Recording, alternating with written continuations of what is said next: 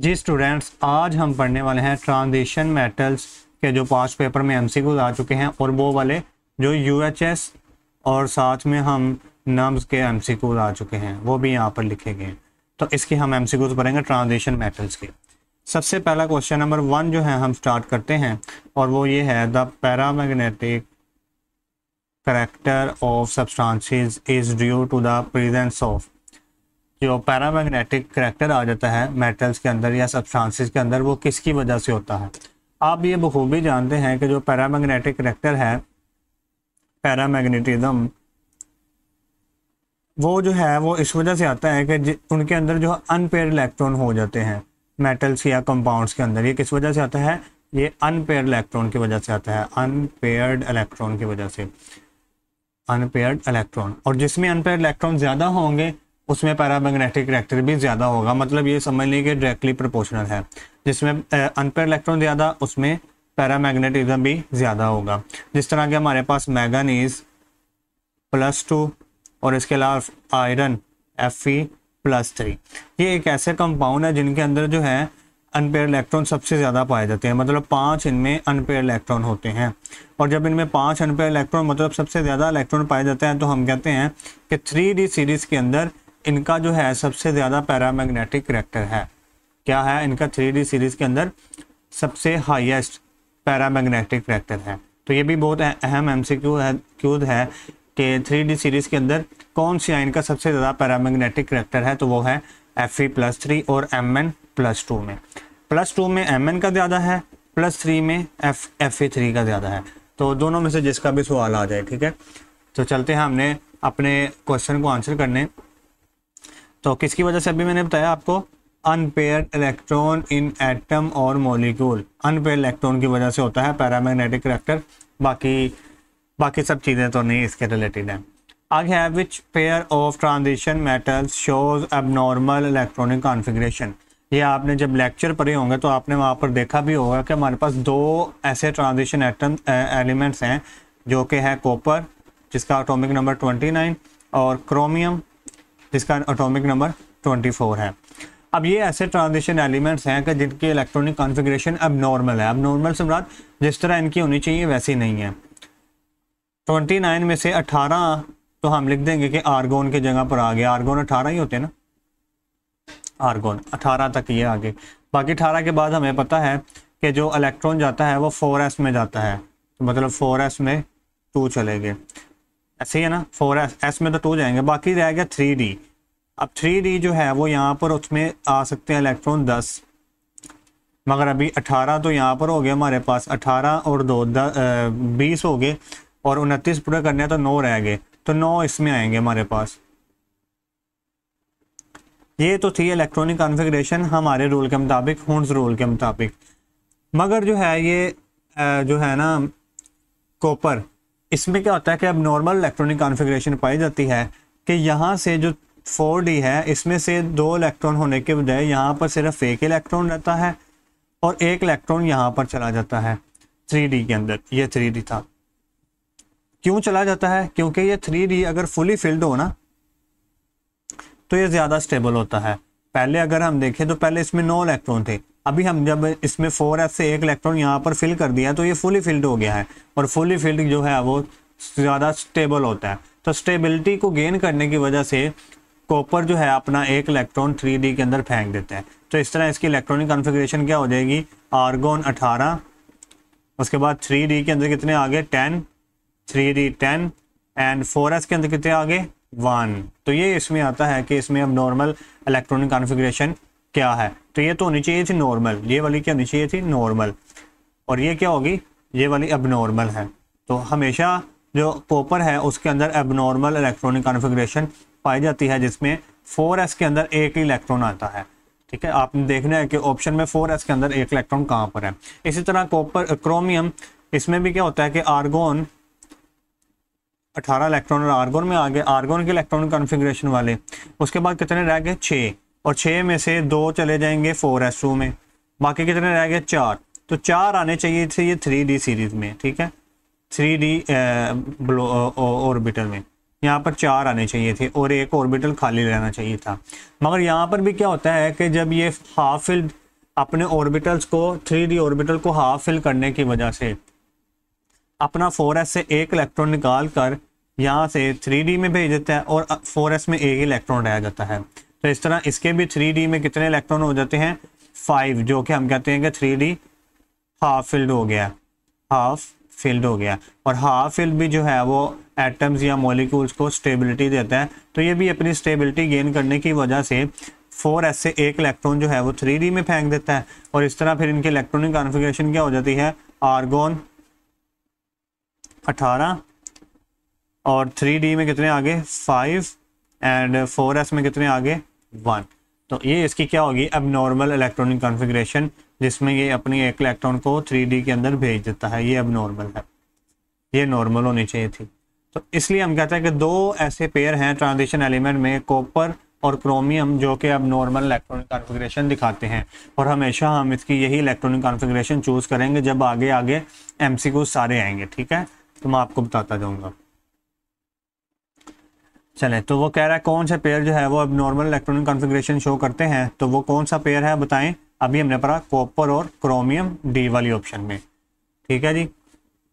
Next MCQ है electronic configuration of manganese is. ये तो आप बखूबी जानते हैं, मैंगनीज का जो एटॉमिक नंबर होता है,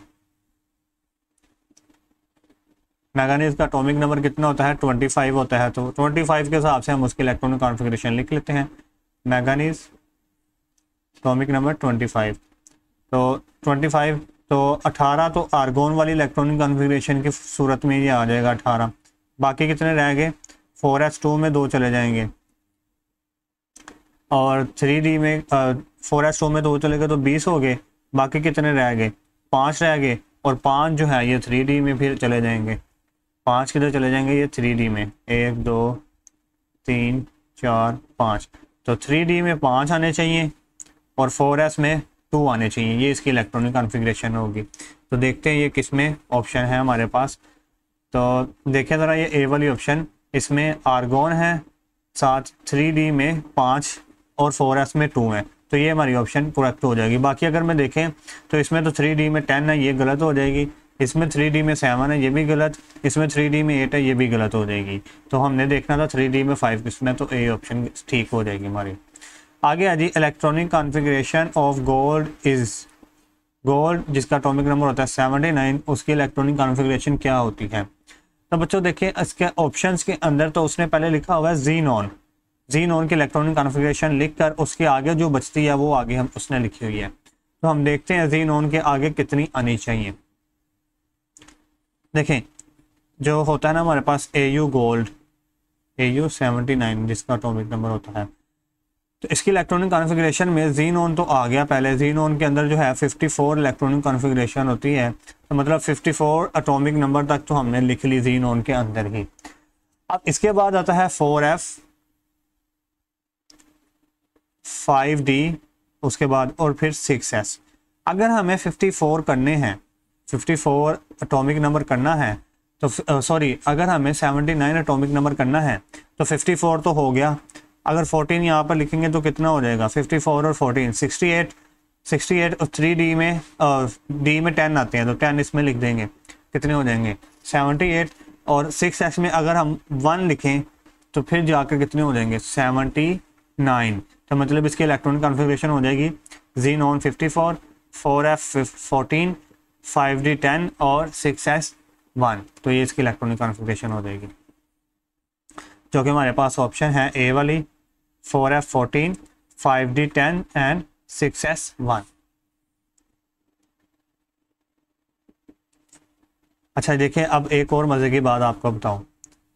आपने पढ़ा ना यहाँ पर, ये देखिए कॉपर ने अब नॉर्मल इलेक्ट्रॉनिक कॉन्फ़िगरेशन शो की तो इसके 4s में 1 इलेक्ट्रॉन आ गया।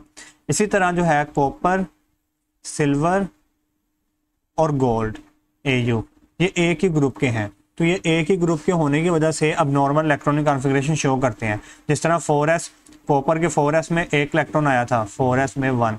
इसी तरह सिल्वर के 5s में 1 इलेक्ट्रॉन आता है इलेक्ट्रॉनिक कॉन्फ़िगरेशन लिखते हुए, और AU के 6s में 1 इलेक्ट्रॉन आता है, जो कि अभी हमने देखा था यहाँ पर देखें 6s में 1 इलेक्ट्रॉन आया था। तो ये अब नॉर्मल इलेक्ट्रॉनिक कॉन्फ़िगरेशन शो करते हैं। तो आगे हम चलते हैं। The anomalous electronic configuration shown by chromium and copper among 3D series of element is due to. तो अभी आपको मैंने बताया था कि ये जो कॉपर और क्रोमियम, ये कॉपर और ये क्रोमियम जो अपनी अबनॉर्मल इलेक्ट्रॉनिक कॉन्फ़िगरेशन शो करते हैं, इसकी वजह क्या है? आपको अभी मैंने लिख के बताया है इसकी वजह क्या है। इसकी वजह क्या है? ये नॉर्मल थी, ये अबनॉर्मल। तो अबनॉर्मल क्यों फिल करते हैं? क्योंकि ये कॉपर जो है अबनॉर्मल बिहेवियर शो करने की वजह से फुली फिल्ड हो जाता है और उसकी वजह से वो स्टेबल हो जाता है, और क्रोमियम जो है फुली हाफ फिल्ड हो जाता है और वो उसकी वजह से हाफ फिल्ड की वजह से स्टेबल हो जाता है। तो मतलब ये दोनों की वजह यही थी कि ये स्टेबिलिटी को अचीव करना चाह रहे थे, इसलिए इन्होंने ये सब काम किया। तो ये स्टेबिलिटी को अचीव करना चाह रहे थे, इसलिए इन्होंने अबनॉर्मल बिहेवियर शो किया। तो क्या आंसर हो जाएगा? सी वाला आंसर हमारे पास हो जाएगा, सी वाला। Stability associated with this configuration, इन्होंने इस वजह से ये कॉन्फ़िगरेशन अटेन की क्योंकि इनकी इस कॉन्फ़िगरेशन के साथ इनको स्टेबिलिटी मिल रही थी। नेक्स्ट क्वेश्चन है, वो कह रहा है which element of 3D series of periodic table shows the electronic configuration of 3D8 and 4s2। 3D8 और 4s2 देखें, आर्गोन तक तो है हमारे पास 18 इलेक्ट्रॉन पूरे हो गए, ठीक है। उसके बाद वो कह रहा है आर्गोन के बाद हमें पता है आर्गोन के बाद हम 3D लिख रहे थे ना, यहाँ पर ये देखिए आर्गोन के बाद क्या लिख रहे थे? 3D। तो आर्गोन तक 18 इलेक्ट्रॉन आ गए, उसके बाद 3D में 8, 18 और 8 26 और 2 टोटल हमारे पास कितने हो गए? 28। मतलब हमने ढूंढना है कि कौन सा एलिमेंट है जिसकी एटॉमिक नंबर क्या है? 28, वो हमने ढूंढना है। तो 18 और 8 26 और 2 28 एटॉमिक नंबर वाला हमने एलिमेंट ढूंढना है। कॉपर का तो होता है 27, सॉरी कॉपर का 29। कॉपर का कितना होता है एटॉमिक नंबर? 29। कोबाल्ट का होता है 27, तो ये भी नहीं हो सकता। जिंक का होता है 30 और निकल का होता है 28। तो हमारा आंसर क्या हो जाएगा फिर? निकल 28। इसकी इलेक्ट्रॉनिक कॉन्फ़िगरेशन ये वाली होती है। ये आप बखूबी इलेक्ट्रॉनिक कॉन्फ़िगरेशन लिख के जानते होंगे सबकी। आगे आ जाइए, हमारे पास scandium has atomic number 21, which one will be its outer electronic configuration. आपको पता है कि 18 तक तो इलेक्ट्रॉनिक कॉन्फ़िगरेशन क्या होती है? मैं पीछे लिख देता हूँ।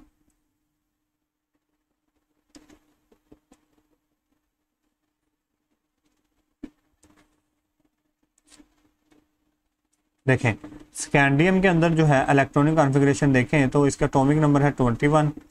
तो इसकी फुली उसने इलेक्ट्रॉनिक कॉन्फ़िगरेशन लिखी है, तो हमें पता 1s में 2 इलेक्ट्रॉन आ जाएंगे, 2s में 2 इलेक्ट्रॉन आ जाएंगे, 2p में 6 इलेक्ट्रॉन, यहाँ तक कितने हो गए? 10। उसके बाद आता है 3s, इसमें 2 इलेक्ट्रॉन आ जाएंगे, 3p में 6 इलेक्ट्रॉन आ जाएंगे, और ये 18 हो गए, और यहाँ तक होगी आर्गोन की इलेक्ट्रॉनिक कॉन्फ़िगरेशन। आगे क्या आएगा? 4s में 2 आ गए, तो कितने हो गए? ठीक है, 18 के बाद 3p के साथ एक्चुअली 4s ही आता है, तो यहाँ तक होगी आर्गोन की। आगे 4s में 2 आ गए, तो कितने हो गए? 20, और 4s के बाद आता है 3d, तो 3d में 1 आ गया। तो ये हमारे पास स्कैंडियम की इलेक्ट्रॉनिक कॉन्फ़िगरेशन होगी जिसमें 3d में 1 हो और 4s में 2 इलेक्ट्रॉन हो। तो हम देखते हैं कौन सी ऑप्शन है जिसमें 3d में 1 और 4s में 2 इलेक्ट्रॉन मौजूद हैं। देखिए ज़रा कौन सी ऑप्शन है। तो अगर हम देखें यहाँ पर 3d में 3 है, ये नहीं हो सकती। यहाँ पर 3d है नहीं, ये भी नहीं हो सकता।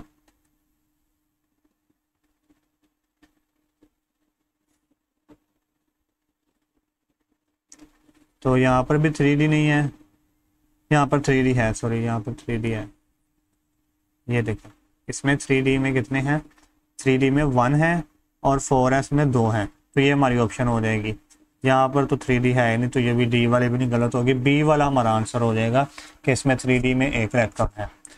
आगे है जी, which of the following is the correct electronic configuration of chromium. अभी आपको बता के आया हूँ कि क्रोमियम और कॉपर के केस में हमने ढूंढना है कि 4s में 1 कहाँ पर आ रहा है। तो यहाँ पर देखिए ज़रा 4s में 1 आ रहा है, 4s में 1 आ रहा है और साथ ही 3D में 5 आ रहे हैं। मतलब ये कि 3D को ये हाफ फिल कर रहा है, जो कि इसको स्टेबिलिटी दे रही है। ये भी आपने देखना है कि क्रोमियम के केस में 4s में तो 1 आ रहा है, मगर 3D में भी क्या 5 आ रहे हैं क्या? नहीं, ये ना हो 3D में 4 लिखा हो तो आप उसको टिक कर दें। 3D में 5, 4s में 1, ये क्रोमियम का। और इसका अगर कॉपर का देखना हो तो 3D में 10, 4s में 1, ये किसका है? कॉपर का। कॉपर जिसका एटॉमिक नंबर है 29, तो ये 4s में 1 ढूंढना है। नेक्स्ट क्वेश्चन की तरफ चलते हैं। हमारे पास वो कह रहा है copper is a typical transition metal, its atomic number is 29, in which oxidation state does it have partially field orbital in D subshells. हो, बहुत ही इंटरेस्टिंग सवाल। वो कह रहा है कि हमारे पास कॉपर जो है वो एक ट्रांजिशन एलिमेंट है जिसका एटॉमिक नंबर है 29। तो आप लोग बताएं कि कॉपर की हम क्या ऑक्सीडेशन स्टेट रखें कि कॉपर के अंदर जो 3D ऑर्बिटल है ना वो पार्शियली फिल्ड हो जाए। पार्शियली फिल्ड से मुराद कि वो फुली फिल्ड ना हो, उसमें कोई इलेक्ट्रॉन्स की कमी हो जाए। मतलब पार्शियली फिल्ड से मुराद कि उसमें 10 की बजाय 8, 7, 9 इतने इलेक्ट्रॉन आ जाए उसमें। ठीक है, तो हम देखते हैं कि कौन सी इलेक्ट्रॉनिक ऑक्सीडेशन स्टेट में इसके पास पार्शियली फिल्ड और fully filled partially field 3D orbital बनते हैं। तो बच्चों अगर देखें आप लोग, अभी मैंने आपको बताया कि कॉपर की जो इलेक्ट्रॉनिक कॉन्फ़िगरेशन आपने लिखनी है वो इस तरह लिखनी है कि आर्गोन आ गया और इसके बाद 3D में 10 इलेक्ट्रॉन और 4s में 1 इलेक्ट्रॉन आ गए। अभी मैंने कहा कि पार्शियली फिल्ड से मुराद ये है, पार्शियली फिल्ड से मुराद ये है कि जो 3D ऑर्बिटल है उसमें 10 इलेक्ट्रॉन ना हो, 10 के बजाय या तो उसमें 9 इलेक्ट्रॉन हो जाएं, 8 इलेक्ट्रॉन हो जाएं, 7 इलेक्ट्रॉन हो जाएं, तो ये पार्शियली फिल कहलाएगा। तो अगर हमें कॉपर के 3D को पार्शियली फिल करना है तो पहले तो आपको पता ही है कि पहले अगर इलेक्ट्रॉन निकालें तो वो 4s से जाता है। मतलब ये कि अगर हम कॉपर को +1 फॉर्म में करें, इसको इसकी ऑक्सीडेशन स्टेट 1 कर दें तो इसका 4s वाला इलेक्ट्रॉन निकल जाएगा, तो बाकी क्या रहेगा 3D 10। मगर अभी भी ये पार्शियली फिल नहीं है 3D की इलेक्ट्रॉनिक स्टेट। तो अब क्या करेंगे, हम एक और इलेक्ट्रॉन निकालेंगे। तो कॉपर की पहले +1 थी, एक और इलेक्ट्रॉन निकालें तो +2 होगी। तो +2 फॉर्म में कॉपर किस तरह का दिखेगा ये देखते हैं। जब +2 किया तो यहाँ से 10 में से एक इलेक्ट्रॉन निकल गया, तो हमारे पास कितने रह गए 3D 9। तो +2 एक ऐसी स्टेट है कॉपर की जिसमें उसका 3D ऑर्बिटल पार्शियली फिल्ड होता है, मतलब उसमें 9 इलेक्ट्रॉन आ गया, तो ये क्या होगा, पार्शियली फिल्ड होगा। तो हम देखते हैं कि ऑप्शंस में कहाँ पर मौजूद है +2 स्टेट, +2 ऑक्सीडेशन स्टेट कॉपर की।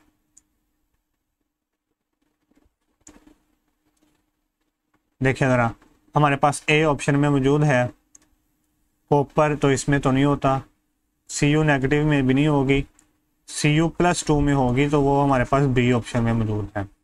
आगे है जी valence electronic configuration Cu2+ is, अभी तो हमने निकाली Cu2+ की, Cu+2 की अभी निकाली ना। 3D में 9 इलेक्ट्रॉन आ रहे थे, ऐसे ही है ना, 3D में 9 इलेक्ट्रॉन अभी हमने निकाली, तो वो कौन सी है, बी ऑप्शन में 3D 9।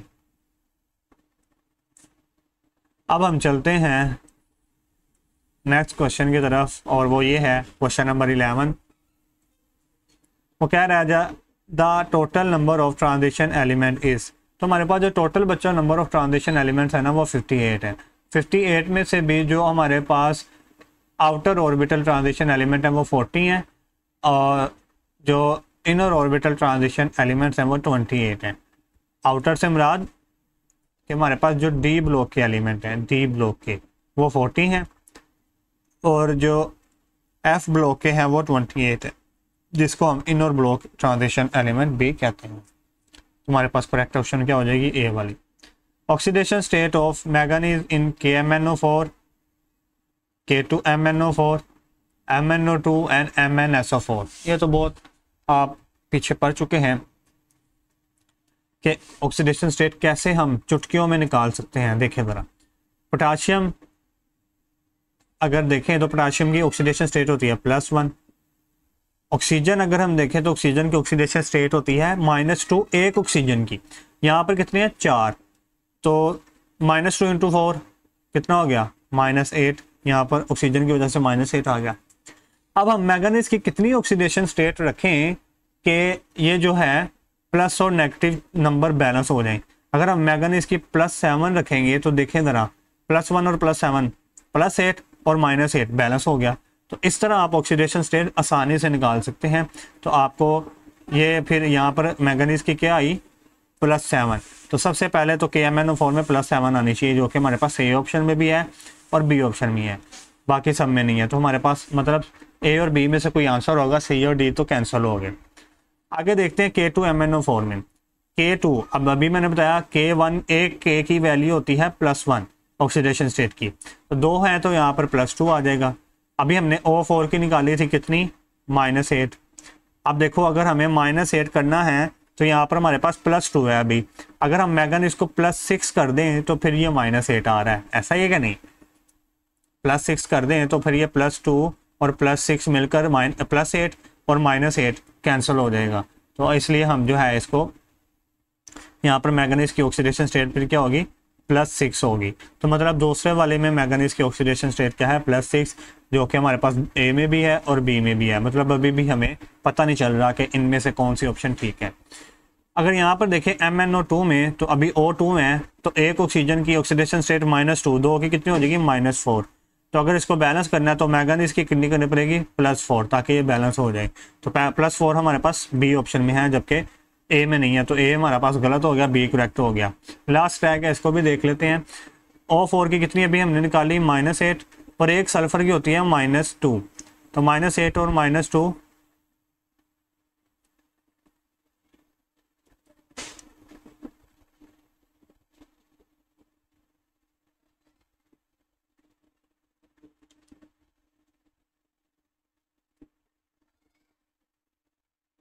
सॉरी यहाँ पर जो सल्फर है ना उसकी ऑक्सीडेशन स्टेट होगी +6 में।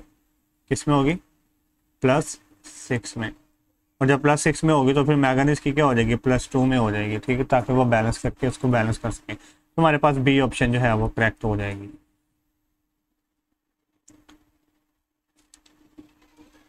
नेक्स्ट हमारे पास MCQs कौन सा है, वो कह रहे हैं which one pair has the same oxidation state of iron. Iron के ऑक्सीडेशन स्टेट किस में जो है वो सेम है, ये बताएं। तो वही तरीका अपनाएं जो अभी मैंने आपको बताया कि आप देखें कि आयरन की ऑक्सीडेशन स्टेट किस में सेम मिल रही है। अच्छा, अब अगर देखें तो आप SO4 की जो ऑक्सीडेशन स्टेट होती है ना वो -2 होती है, -2। जब SO4 की -2 है तो Fe की कितनी होगी, +2। मगर अगर हम दूसरे वाले इसके पेयर, इसका जो दूसरा पेयर है उसमें देखें तो यहाँ पर Fe और Cl3 है। Cl3 की एक Cl की होती है -1, तो 3 Cl की -3 होगी। तो यहाँ पर Fe की कितनी हो जाएगी फिर, +3। तो मतलब +3 और +2 Fe की यहाँ पर आ रही है, तो ये तो डिफरेंट आ रही है। हमें तो सेम ढूंढनी है कि किसमें Fe की सेम ऑक्सीडेशन स्टेट हो। तो इसको हम पहले रेज कर लेते हैं, C वाली ऑप्शन में देखते हैं क्या C वाली में Fe की सेम ऑक्सीडेशन स्टेट है। Fe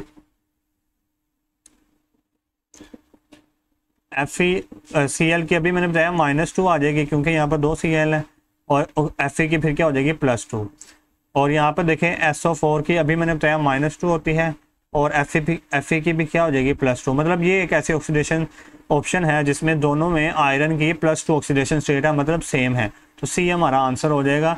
बाकी सब अगर देखेंगे तो यहाँ पर तो Fe की आएगी +2 आएगी, यहाँ पर +3 आएगी, तो वह कैंसिल हो जाएगी, सही नहीं होगा, सेम नहीं होगा। तो ये आप बाकी सब में नहीं ठीक आएगी, C में ठीक आएगी।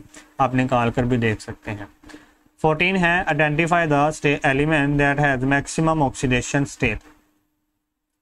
बच्चों आप लोग, ये बहुत ही इंपॉर्टेंट MCQ है कि सबसे ज़्यादा ऑक्सीडेशन स्टेट किसकी होती है। तो वो 3D सीरीज में मैंगनीज की सबसे ज़्यादा ऑक्सीडेशन स्टेट होती है, और वो होती है +7। मतलब ये सबसे ज़्यादा ऑक्सीडेशन स्टेट जो है +7 दिखा सकता है। इससे ज़्यादा ऑक्सीडेशन स्टेट अभी तक किसी ने नहीं दिखाई, बाकी सब इससे कम दिखाते हैं।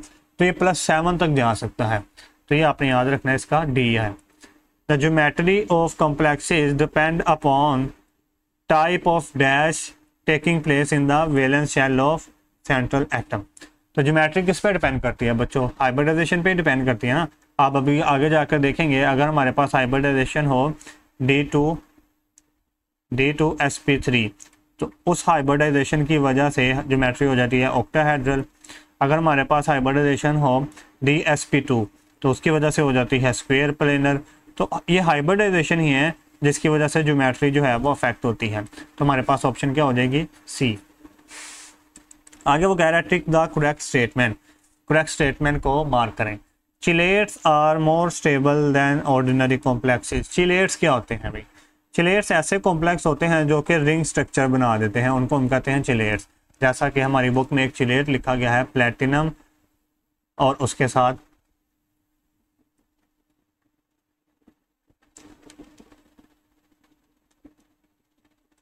ऑक्जिलेट आइन, और यहाँ पर भी एक ऑक्जिलेट आइन होता है, ठीक है, यहाँ पर भी एक ऑक्जिलेट आइन होता है। और ये जो है ऑक्जिलेट आइन दोनों तरफ से एक एक इलेक्ट्रॉन पेयर अपने प्लैटिनम को डोनेट कर रहे होते हैं, और प्लैटिनम को डोनेट करने के बाद ये इस तरह का एक स्ट्रक्चर बन जाता है, मतलब एक रिंग बन जाती है। इनको हम कहते हैं चिलेट्स। और ये चिलेट्स जो है ना ये ज़्यादा स्टेबल होते हैं ऑर्डिनरी कॉम्प्लेक्सेस के मुकाबले में। मतलब अगर हम प्लैटिनम का कोई और कॉम्प्लेक्स ले लें, प्लैटिनम Cl4, तो ये जो है कॉम्प्लेक्स इतना ज़्यादा स्टेबल नहीं होगा जितना ज़्यादा स्टेबल ये वाला कॉम्प्लेक्स है। तो chelates are more stable than ordinary complex.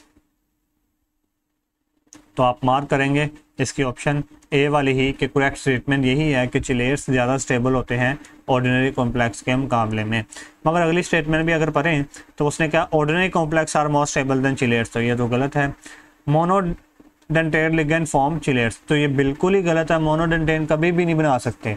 अगर हम जो अभी हमने एग्जाम्पल देखी चिलेट्स जो हमने बनाकर देखा अभी, तो उसमें देखें तो ये वाला जो लिगेंड है ऑक्सलेट जो लिगेंड है ये वाला, ये कितने इलेक्ट्रॉन पेयर डोनेट कर रहा है, 1 2, तो ये 2 इलेक्ट्रॉन पेयर डोनेट कर रहा है, इसलिए हम इसको कहेंगे बाइडेंटेट है। ये क्या है, बाइडेंटेट। तो हमेशा जो चिलेट बनाएंगे वो ऐसे लिगेंड बनाएंगे जो बाइडेंटेट होंगे। जो जो मोनोडेंटेट है वो तो रिंग ही नहीं बना पाएंगे, ये वाली जब रिंग नहीं बना पाएंगे तो वो फिर कैसे चिलेट बनाएंगे। तो हमेशा बाइडेंटेट या इससे ज़्यादा टेट्राडेंटेट वाले बनाएंगे। मोनोडेंटेट लिगेंड चिलेट्स नहीं बनाते। तो ये गलत होगी, सी वाली बात भी गलत होगी, ये भी गलत होगी। डी है हमारे पास chelates have no ring structure, तो चिलेट में तो रिंग स्ट्रक्चर होता है, अभी हमने देखा। तो ए ही हमारे पास ठीक ऑप्शन है। Oxidation state of Fe in K3 FeCN6 is, अभी आपको निकाल के दिखा देते हैं। K3 FeCN6 क्या है, इसमें ऑक्सीडेशन स्टेट बताए आयरन की कितनी होगी।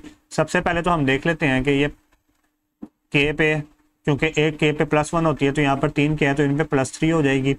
तो इस पे +3 है, तो इस पूरे कॉम्प्लेक्स के ऊपर फिर कितनी आ जाएगी, -3 K। इसी तरह ऑक्सीडेशन स्टेट निकालते हैं। अब हम क्या करेंगे कि ये वाला जो सारा कॉम्प्लेक्स है FeCN6 -3, इसको साइड में लेकर इसकी ऑक्सीडेशन स्टेट निकालते हैं, ठीक है। FeCN6 -3, FeCN6 whole power -3। इसमें से हमें निकालनी किसकी है ऑक्सीडेशन स्टेट, आप इलेक्ट्रोकेमिस्ट्री में पढ़ चुके हैं। जिसकी हमें ऑक्सीडेशन स्टेट निकालनी हो, Fe की निकालनी है, इसको X ले लेंगे, प्लस 6 लिगेंड हैं ये वाले साइनाइड, एक लिगेंड की होती है -1, तो 6 × -1 आ जाएगा। और जो नंबर है माइनस प्लस में, जो उसकी ऑक्सीडेशन स्टेट है उसको इक्वल के आगे लिख देना -3। तो X is +6 × 1 -6 is equal to -3। तो जब -6 दूसरी तरफ जाएगा तो क्या हो जाएगा, -3 प्लस का 6 हो जाएगा, तो X इज इक्वल टू हो जाएगा +3। मतलब आयरन की यहाँ पर ऑक्सीडेशन स्टेट क्या आ गई, +3 आ गई हमारे। तो यहाँ पर आयरन की क्या ऑक्सीडेशन स्टेट है, +3, डी ऑप्शन। आगे कह रहा है ligands having 2 lone pair of electrons for donation to central metal atoms is known as, अभी हमने देखा था उसको बाइडेंटेट लिगेंड कहते हैं, जो कि 2 lone pair of electron central metal atom को डोनेट करे, जो कि आपने अभी चिलेट्स वाली एग्जांपल में पढ़ा। यहाँ पर ये देखें, ये ऑक्जेलेटो एक ऐसा लिगेंड है जो कि कितने इलेक्ट्रॉन पेयर डोनेट कर रहा है, 2, तो इसलिए हम तो कहेंगे कि ये बाइडेंटेट है। इसके अलावा अगर आप दूसरी और एग्जांपल दूँ तो आपके पास हाइड्राजीन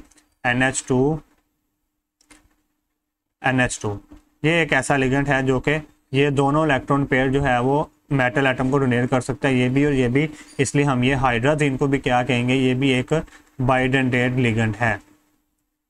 इसके अलावा एक और आपके पास एग्जांपल है जिसको हम कहते हैं इथाइलिन डायामीन, जिसका शॉर्ट फॉर्म में नाम है EN, इथाइलिन डायामीन। ये आगे जाके सवाल आएगा भी, इसका स्ट्रक्चर क्या होता है, इथाइलिन डायामीन। हाँ, EN का अगर आपको मैं स्ट्रक्चर बना के दिखाऊं जिसको हम कहते हैं इथाइलिन डायामीन, तो वो कुछ इस तरह का स्ट्रक्चर होता है। फिर इथाइलिन CH2 इन दोनों के साथ यहाँ पर भी NH2 अटैच होता है और यहाँ पर भी NH2 अटैच होता है, और ये NH2 जो है एक इलेक्ट्रॉन पेयर डोनेट कर सकता है, ये भी इलेक्ट्रॉन पेयर डोनेट कर सकता है। तो ये भी किसकी एग्जांपल होगी, क्योंकि ये 2 इलेक्ट्रॉन पेयर डोनेट कर सकता है, तो ये भी बाइडेंटेट की एग्जांपल होगी। इसके अलावा अगर आप देखें तो हमारे पास एक और एग्जांपल है कार्बोनेटो, जिसका फॉर्मूला होता है CO3 2 नेगेटिव।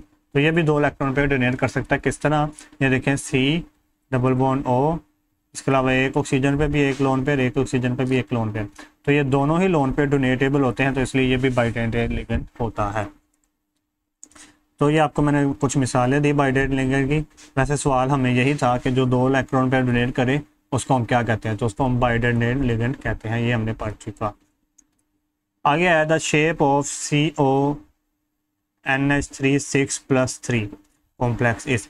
बच्चों जब भी आपको ये 6 कोऑर्डिनेशन नंबर का सवाल आ जाए, ये देखें इसमें कोऑर्डिनेशन नंबर से मुराद कि इसमें लिगेंड कितने अटैच हैं, लिगेंड कोऑर्डिनेशन नंबर से मुराद कि कितने इसने लोन पेयर एक्सेप्ट किए हुए हैं सेंट्रल एटम ने। तो कोबार ने अभी 6 लिगेंड से बॉन्ड बनाया हुआ है, और 6 लिगेंड से बॉन्ड बनाने का मतलब इसका कोऑर्डिनेशन नंबर क्या है, 6।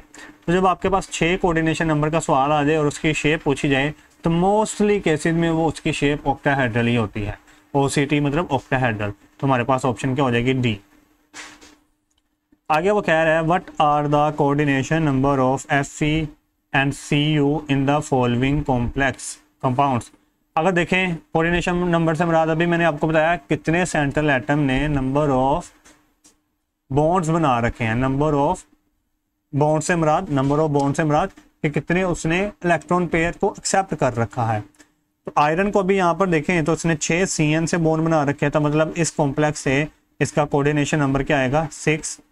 और इसमें अगर देखें कॉपर ने 4 अमोनिया से बॉन्ड बना रखे हैं, तो इसका नंबर आएगा 4। तो मतलब 6 और 4 हमारा आंसर होगा, और वो हमारे पास है D ऑप्शन में 6 4।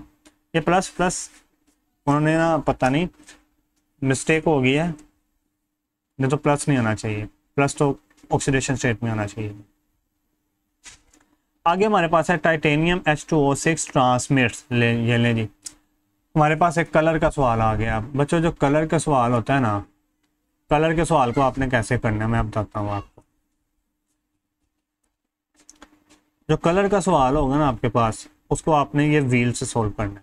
आपको पता है ट्रांजिशन एलिमेंट जो है वो कलर शो करते हैं, और कलर इस तरह से शो करते हैं। अच्छा ये व्हील में थोड़ा टेढ़ा मेरा बन गया, आपने एक मुकम्मल व्हील आसान सा बनाना है।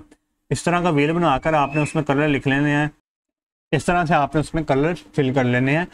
इंडिगो को बीच से निकाल देना है, violet, blue, green, yellow, orange, red, इस तरह से आपने अरेंज कर लेने हैं। ठीक है, कैसे करना है ये देखें, विबग्योर VBGYOR, तो यहाँ से शुरू हो जाए इस तरह, विबग्योर पूरा करें। ठीक है, विबग्योर पूरा कर लिया। अब आपको कोई भी कॉम्प्लेक्स दे दे, आपने देखना है कि उसमें आपको इन्फॉर्मेशन क्या दी गई है। जैसा कि ये हमारे पास जो कॉम्प्लेक्स था टाइटेनियम H2O6 इसका +1, ये जो कॉम्प्लेक्स था इसमें वो कह रहा था, या इसमें +1 है या +6 से देख लेते हैं अभी।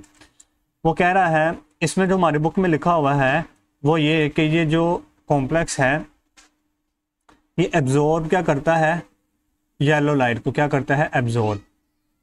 और जब ये आपने देख लिया कि ये व्हील के अंदर येलो के सामने क्या आ रहा है, वायलेट, तो जब ये येलो को ऑब्जॉर्व कर रहा है तो ये दिखेगा क्या, इसका कलर क्या होगा, ये इसका कलर होगा कौन सा, वायलेट, वायलेट कलर का ये कंपाउंड होगा। और ये ऑब्जॉर्व कौन से कर रहा है, येलो। और ये ट्रांसमिट कौन से कलर करेगा, जो इसका कलर है उसके साथ वाले कलर, रेड को ट्रांसमिट करेगा और इसके अलावा ब्लू को भी ट्रांसमिट करेगा। तो ये दो है जिनको वो ट्रांसमिट करेगा। तो अगर आपको कह दे कि ये येलो ऑब्जॉर्व कर रहा है तो बताएं इसका कलर क्या होगा, तो आप बता देंगे कलर इसका क्या है, वायलेट। और अगर कह दे कि भाई ये येलो को ऑब्जॉर्व कर रहा है, ये ट्रांसमिट क्या कर रहा है, तो ट्रांसमिट ये क्या कर रहा है, रेड को और ब्लू को। तो ये आप देख लेना रेड और ब्लू।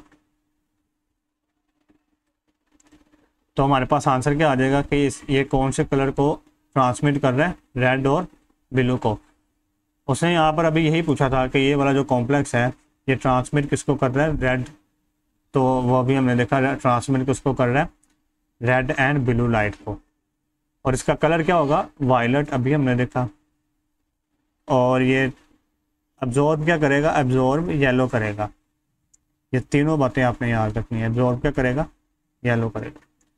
देखिए violet colour of titanium ion is due to the, अब ये अभी हमने पढ़ा है ट्रांजिशन मेटल में कि जो कलर आता है वो सेंट्रल मेटल एटम्स की वजह से आता है। इनमें डी डी ट्रांजिशन होती है जिनकी वजह से ये कलर आता है। तो ये किसकी वजह से आ रहा है, सेंट्रल मेटल आयन की वजह से आ रहा है।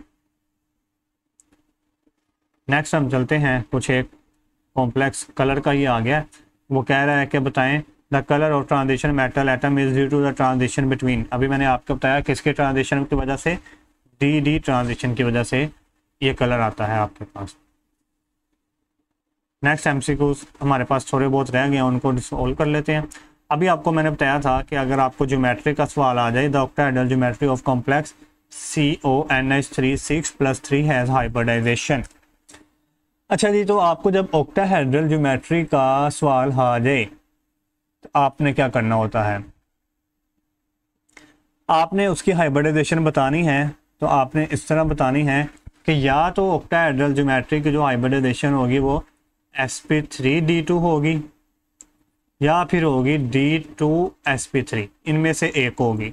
अब आप देख लें हमारे पास ऑप्शन में कौन सी मौजूद है, sp3d2 ये तो है, ये है ही नहीं है, ये sp3d है, ये sp4 ये भी नहीं है, sp2d3 ये भी नहीं है। तो ये है sp3d2 हमारे पास ऑक्टाहेड्रल ज्योमेट्री में, हमारे पास आंसर ऑक्टाहेड्रल ज्योमेट्री का। आगे वो कह रहा है in the complex potassium hexacyanoferrate the coordination number of iron is. अब आप बताएं, कोऑर्डिनेशन नंबर तो आपको बता चुके हैं। कोऑर्डिनेशन नंबर से मुराद ये है कि उस कॉम्प्लेक्स ने, ये जो कॉम्प्लेक्स है, इस कॉम्प्लेक्स ने कितने number of electron pair accept किए हुए हैं।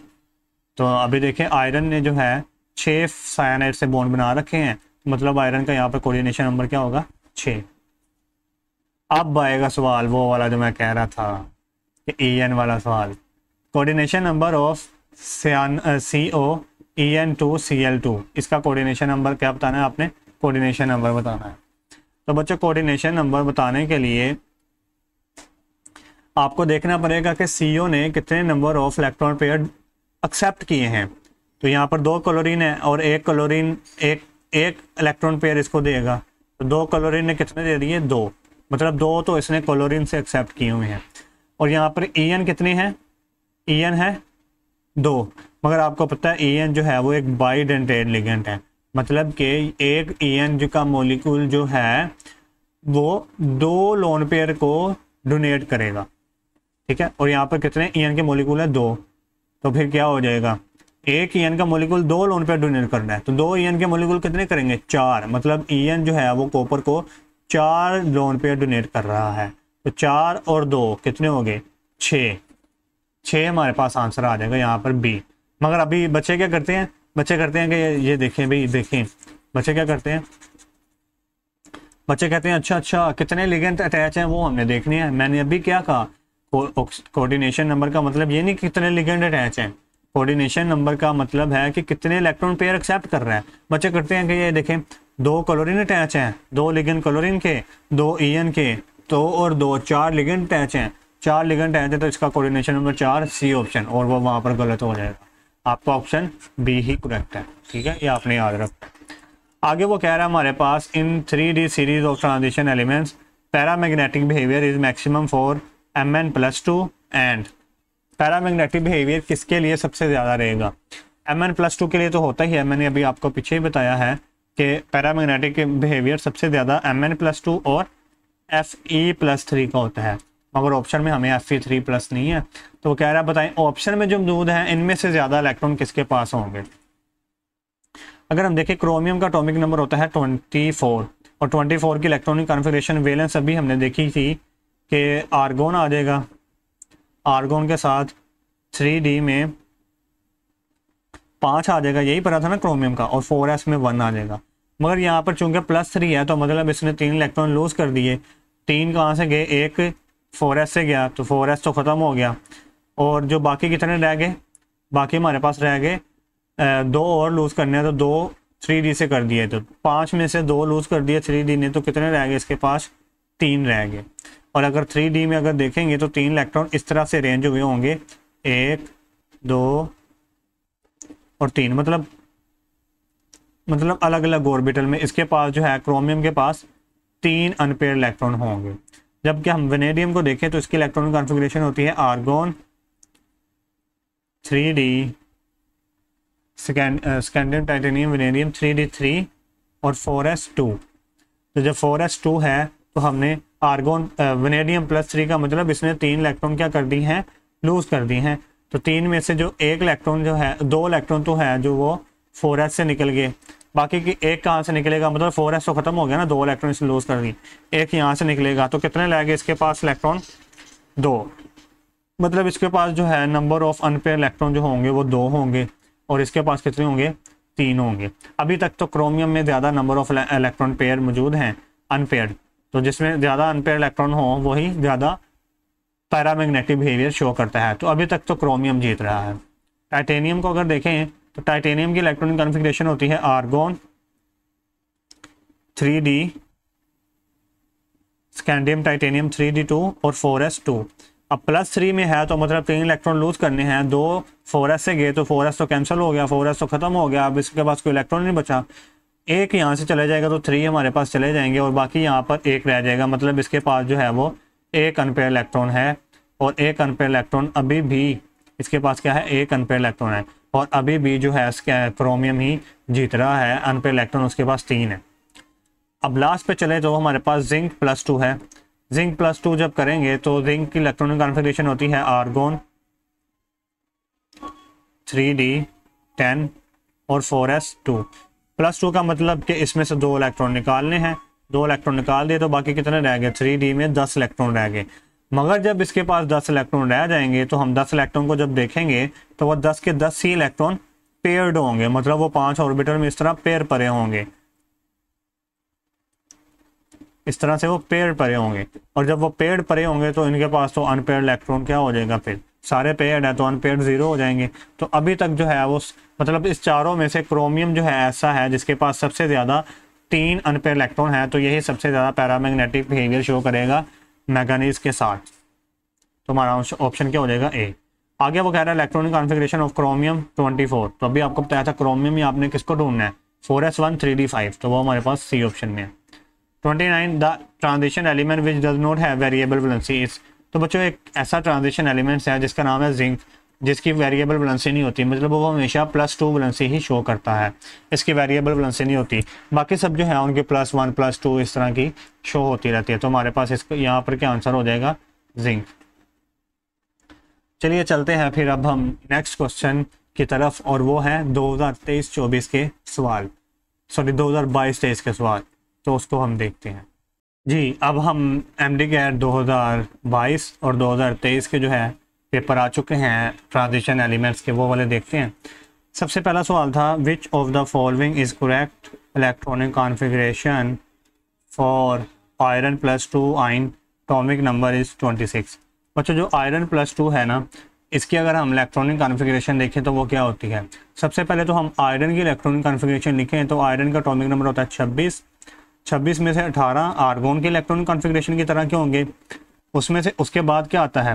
18 के बाद 4s2, ठीक है, 4s2 18 और 2 20, और बाकी कितने रह गए 6, और वो 3D में चले जाएंगे, 3D में 6 आ जाएंगे। अब वो हमें कह रहा है कि हमें क्या बनाना है, आयरन +2 बनाना है। आयरन क्या बनाना है, +2। तो Fe अगर +2 बनाना है, ये क्या कह रहा है, आयरन +2 बनाना है।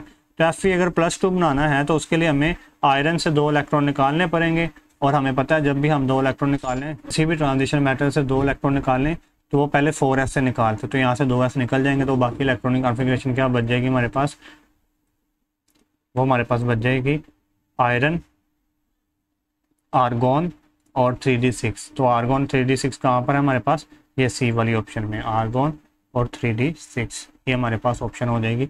2023 में आया हुआ सवाल है। इसी तरह 2023 में आया हुआ सवाल है, what is the atomic number, proton number of an element that has 4 unpaired electron in its outermost shell. आपने बताना है कौन से एलिमेंट का ऐसा एटॉमिक नंबर है जिनमें आउटर मोस्ट शेल में 4 अनपेयर्ड इलेक्ट्रॉन आए।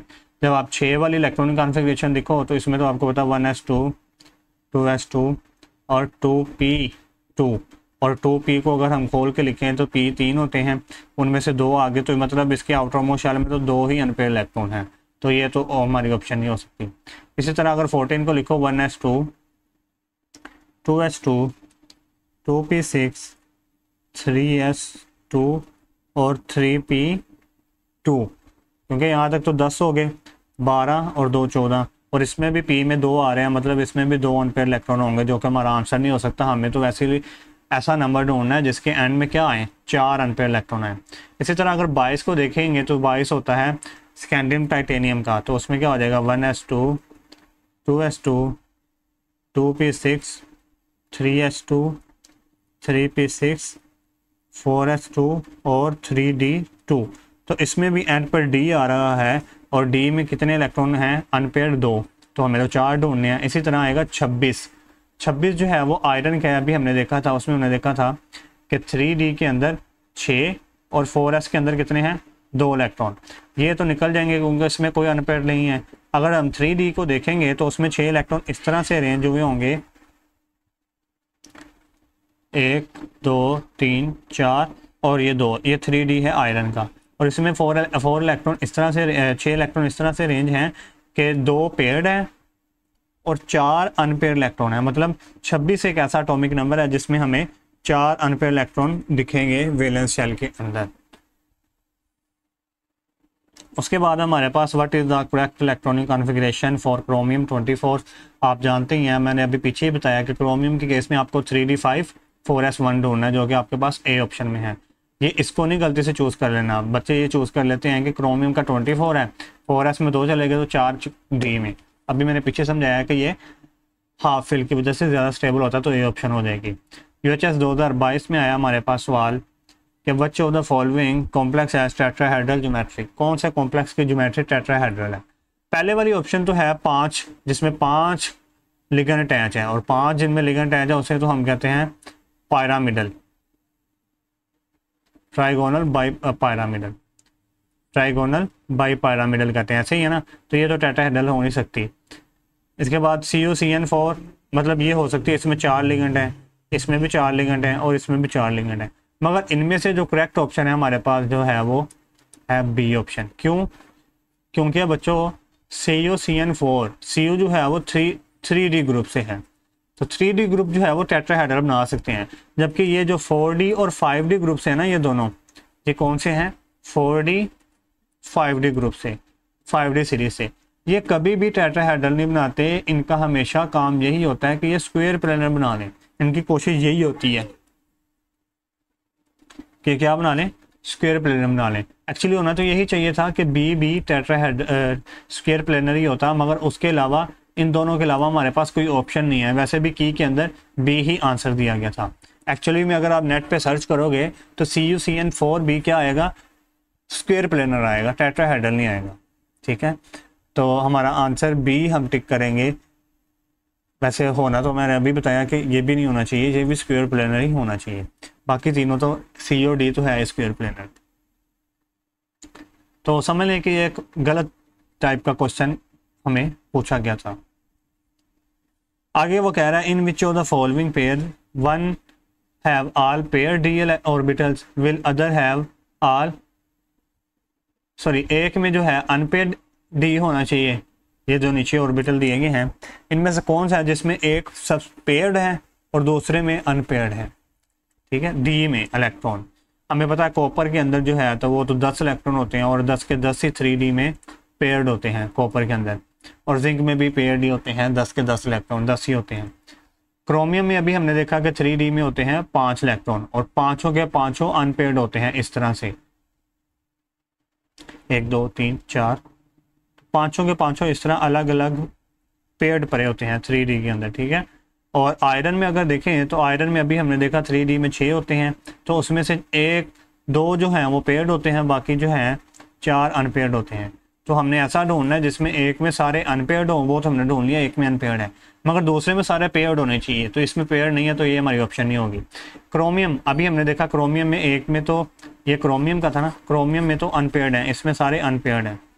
और हम देखते हैं कि जो जिंक है, जिंक एक ऐसी ऑप्शन है जिसमें सारे पेयर्ड होते हैं। पेयर्ड से मुराद कि इसका जो 3D ऑर्बिटल होगा उसमें 10 इलेक्ट्रॉन पेयर्ड होंगे इस तरह से,